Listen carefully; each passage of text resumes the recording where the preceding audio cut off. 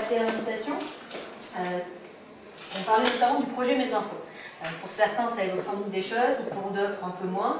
Tout ne sera pas à propos du projet Mes Infos ce soir, mais c'était pour donner une cohérence autour, pour cet événement autour du sujet des données personnelles. Il y a quelques années, je peux changer directement sur ton ordinateur. Oui. C'était pour revenir un petit peu sur ce qu'est la FIM. Vous pourrez, on publie tout ce qu'on publie et est en Creative Commons sur le site web, donc vous pourrez trouver toutes ces ressources sur tous ces sujets sur le site. Donc le projet Mes Infos, je vais revenir très rapidement sur ce dont il s'agit. On s'est intéressé depuis assez longtemps au sujet des données personnelles, je l'ai dit. Le sujet des données personnelles qui est au cœur de la relation aujourd'hui entre les organisations et les individus. Ce qui nous titille, on va dire, depuis des années, c'est que finalement cette relation entre les organisations et les individus, elle est en crise aujourd'hui. Toutes les études pointent que les individus ont de moins en moins confiance dans les organisations avec lesquelles ils sont en relation, que ce soit des organisations publiques ou des organisations privées. Je vous ai donné quelques chiffres. Et cette défiance, on va dire, est particulièrement flagrante lorsqu'on pense au sujet des données personnelles. Selon les études, entre 60 et 80, voire plus, de gens estiment qu'ils ne peuvent pas faire confiance aux organisations en matière de traitement de leurs données personnelles. Qu'il s'agisse d'organisations publiques ou d'organisations privées, tous ces chiffres varient en fonction des secteurs, en fonction des types d'acteurs, mais en tout cas c'est important. Nous, c'est quelque chose qui nous a pas mal titillé depuis 6-7 ans. Et du coup, on s'est intéressé à cette relation et on a constaté qu'elle était de plus en plus déséquilibrée, que le dialogue qui devrait être symétrique, finalement, ne l'est absolument pas. On a des organisations suroutillées, surpuissantes d'un côté, qui collectent toujours plus de données sur leurs clients pour des fins commerciales, économiques notamment, mais aussi pour proposer des services plus personnalisés à leurs clients. Et de l'autre côté, les individus qui, eux, savent peu ce qu'on fait de leurs données, ont peu accès à ces données, et bénéficient de peu d'outils pour en faire quoi que ce soit. Donc voilà, on est dans cette situation totalement déséquilibrée. Et nous, on a commencé à réfléchir depuis quelques temps à comment est-ce qu'on peut sortir de cette situation, comment est-ce qu'on peut rétablir ce dialogue. On n'est pas seul à réfléchir sur ce sujet-là. Il y a plein d'autres acteurs dans plein de pays qui réfléchissent aussi dans ce sens. Il y a des projets gouvernementaux aux États-Unis, en Grande-Bretagne, qui visent à redonner la main à l'individu sur ses données personnelles. Aux États-Unis, il y a le Green Button, le Blue Button, qui permettent aux individus de récupérer à un clic leurs données personnelles de santé ou d'énergie. En Grande-Bretagne, il y a des projets un peu similaires en matière notamment dans le secteur de la banque, avec l'idée là que l'individu doit être en mesure de récupérer un certain nombre de ces données, de bénéficier de plus d'informations en matière de tarifs, afin de pouvoir comparer les offres, de pouvoir comparer les fournisseurs et de faire des décisions qui correspondent davantage à leur situation. Prendre des décisions qui correspondent davantage à leur situation. Ça, c'est du côté du gouvernement. On commence à voir émerger de plus en plus on va dire qu'il y a un contexte social qui est aussi en mouvement. De plus en plus, les gens se servent des adblocks, des adblockers. Il y a tout un mouvement de notre track autour des données personnelles. Donc, ce sujet des données personnelles, de la protection des données personnelles, du droit d'en faire usage de ces données, est de plus en plus flagrant. Également, je citerai, ce sera le dernier exemple, parce qu'on pourrait en citer à l'appel, ce sera le dernier exemple que je citerai, mais il y a de plus en plus de services qui émergent et qui commencent à se structurer, qui permettent aux individus de faire des choses de leurs données. Bien évidemment, il y a Quantified Self que vous connaissez, c'est les montres, les bracelets, les balances connectées, qui vous permettent de mesurer votre activité, de vous suivre sur du long terme. Vous n'avez pas toujours le choix de ce que vous faites de ces données, mais tout du moins, vous pouvez en faire quelque chose. Mais il y a aussi tout ce qu'on appelle le VRM, qui permet à l'individu, alors le VRM, je ne sais pas si le schéma est très clair, les organisations ont aujourd'hui ce qu'on appelle le CRM, Customer Relationship Management. C'est tout ce qui va leur permettre de gérer leurs relations avec leurs clients. Et ces outils s'appuient énormément sur les données personnelles. Ce sont les outils qui vont permettre aux organisations de gérer vraiment leurs relations clients. Il y a tout un ensemble de chercheurs, de start-up, etc., qui se réunissent aujourd'hui autour d'un mouvement qui s'appelle le mouvement VRM. C'est le Vendor Relationship Management. Et ce qui dit ce mouvement, c'est que finalement, les individus devraient avoir les mêmes outils que les organisations. pouvoir discuter, dialoguer avec elles d'égal à égal.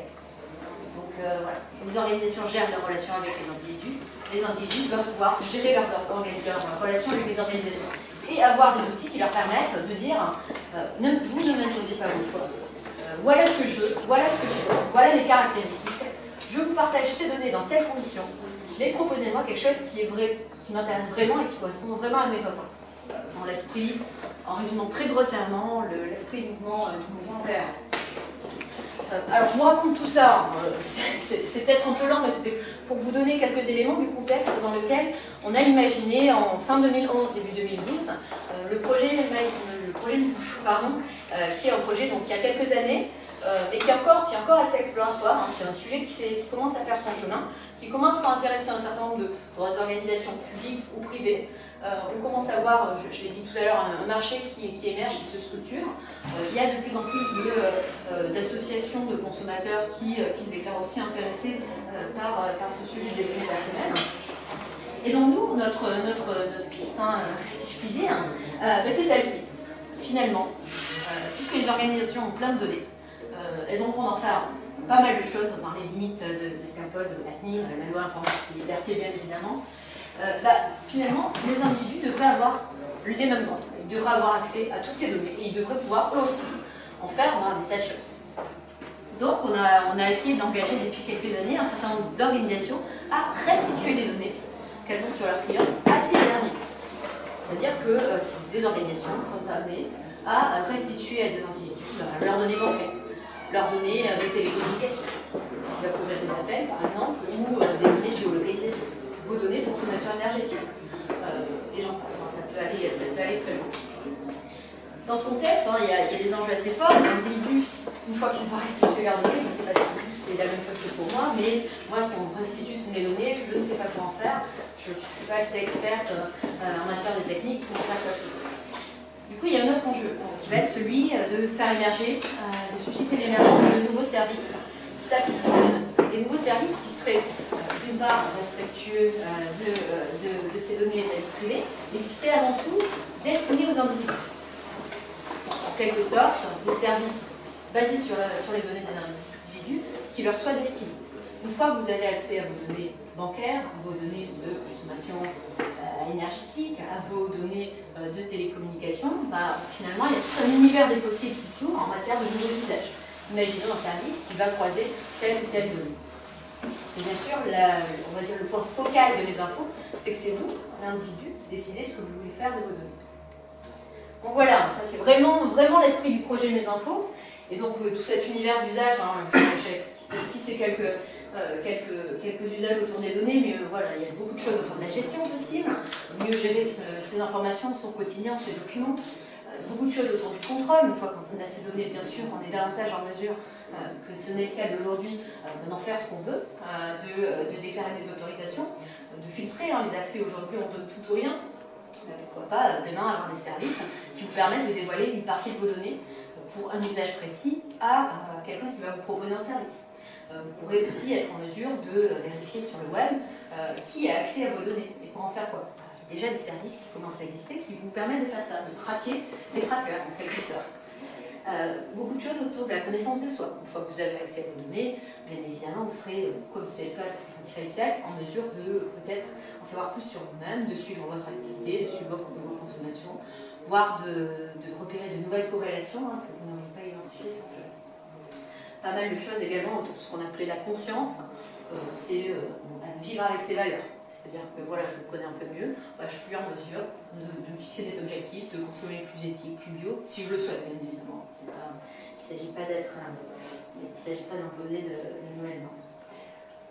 Beaucoup de choses autour de la décision et de l'action. Si j'ai accès à mes données, que je sais beaucoup de choses sur moi, je suis peut-être en mesure de faire de meilleurs choix, ou du moins des choix qui correspondent davantage à mes attentes. Je m'arrêterai là, il y a beaucoup d'exemples, et je ne vous en cite même pas un qui existe aujourd'hui parce que c'est assez énorme, on les a documentés. Alors, on a documenté pas mal de ces exemples dans un petit ouvrage qui s'appelle Self Data. On n'a pas amené aujourd'hui, mais que vous trouverez sur un petit livret bleu, que vous trouverez en ligne sur le site Mes Infos, il est en Creative Commons. Donc vous pouvez puiser dedans si ça vous intéresse, en faire ce que bon vous savez. Alors tout ça pour, et je finirai là, hein, j'étais un peu longue mais je vais m'arrêter, tout ça pour vous raconter ce qu'on fait aujourd'hui dans le projet des infos. Tout ce que je viens de vous raconter avant, on va dire, ce sont des réflexions qui sont issues des 3-4 premières années où on a alterné des phases exploratoires et des phases d'expérimentation avec de vrais gens, de vraies données, de vrais services qui ont émergé dans ce contexte. En 2016, on lance une nouvelle étape du projet, ce qu'on appelle un pilote. Hein, c'est ça qui est, on va dire, on parle beaucoup de saison et de pilote dans mes infos. On est à la 4e saison et on arrive au pilote, c'est un peu contradictoire, mais voilà où on en est. Avec l'idée que cette idée qu'on pousse depuis quelques années, bon, on a envie qu'elle passe en cap. On sent que c'est le bon moment, on sent qu'il y a beaucoup d'acteurs que ça titille et qui ont envie d'y aller. Donc voilà ce qu'on se propose de faire cette année. Quand je dis on, c'est l'AFING et un ensemble d'organisations publiques, privées, de lieux d'innovation, dont notamment le Tunin, qui fera partie de ce pilote. Et on l'espère, pas mal de monde, hein, des innovateurs, des personnes qui ont des idées, des personnes qui ont envie de pousser des services, des chercheurs aussi, enfin voilà, toutes sortes de personnes. Donc on aura des partenaires, là pour des organisations, dont une sera représentée ce soir. Il devait y en avoir deux, mais finalement il n'y en a plus qu'une. Orange, hein, notamment, je passerai la parole à Jean-Marc juste après pour vous expliquer un peu les enjeux pour une organisation de la restitution des données aux individus. Donc ces organisations vont restituer effectivement des données à des individus. Dans le cadre du pilote, ça sera probablement entre 2000 et 3000, ça on n'a pas encore statué là-dessus. Voilà. Et donc ces individus devront accéder, on va dire pour des mois qui arrivent, un certain nombre de nouveaux services qui leur permettront de faire des choses un peu rigolotes, des choses utiles, des choses nouvelles avec leurs données personnelles. Dans cette expérimentation, les données seront restituées sur une plateforme de cloud personnelle. Bien évidemment, il ne s'agit pas uniquement de transférer les données de façon pas du tout sécurisée aux individus. Chaque individu sera doté d'un cloud personnel. C'est-à-dire qu'il aura accès à ses propres données personnelles dans un serveur sécurisé, et uniquement à ses propres données. Alors, en l'occurrence, la start-up, et je laisserai Guillaume dire un mot là-dessus, hein, s'appelle Cozy Cloud, c'est une start-up française qui existe depuis quelques années et qui fournit une infrastructure technique assez intéressante, et qui s'appuie sur l'architecture du cloud personnel. Guillaume vous en parlera tout à l'heure. Dans ce dispositif, il va se passer beaucoup de choses sur lieu. Il va se passer beaucoup de choses en France, un peu partout, on l'espère, mais le Grand Lyon sera vraiment un territoire quasi living labs de ce qu'on va essayer de faire, avec pas mal d'ateliers, des workshops de tout type, créatifs, des choses qui sans doute associeront aussi des usagers, des testeurs et des bêta-testeurs au cours de l'année 2016 et 2017, et on verra, c'est un pilote, donc on ne dit pas que ça va s'arrêter à la fin de 2016, on verra jusqu'où ça va. Il y aura tout un dispositif qui sera destiné aux startups, designers, développeurs, etc., qui auront envie de participer avec un outillage qu'on est en train de commence, on va dire, à esquisser. Et tout ceci sera sans doute observé, bien sûr, dans le respect de la vie privée des individus par les chercheurs.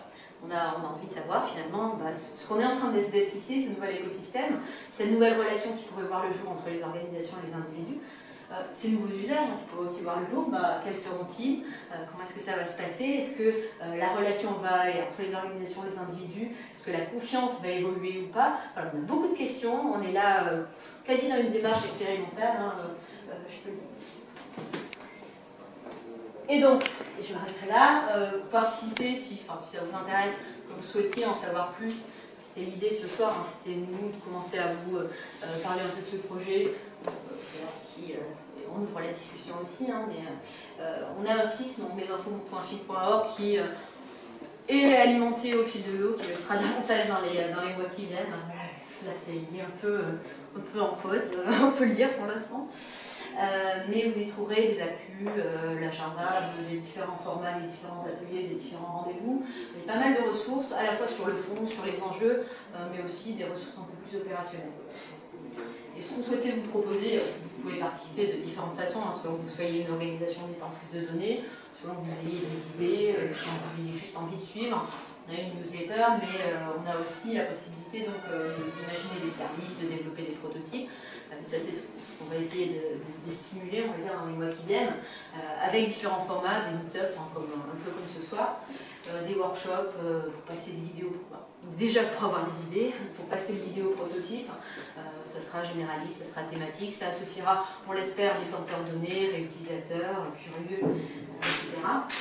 Et donc pour toutes les personnes qui auraient envie d'aller jusqu'au prototype, il y aura bien évidemment des outils qui seront développés et un accompagnement. Voilà, je m'arrête, j'en dis pas plus, et peut-être que Guillaume va vous